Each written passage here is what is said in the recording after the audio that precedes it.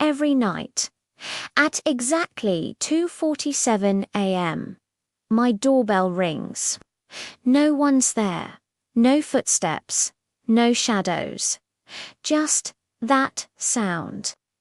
The first few nights, I ignored it. Then I checked the security camera and saw a figure, blurry, still, staring straight into the camera.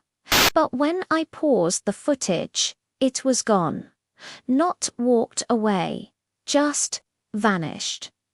Last night, I decided to wait by the door, 2:46.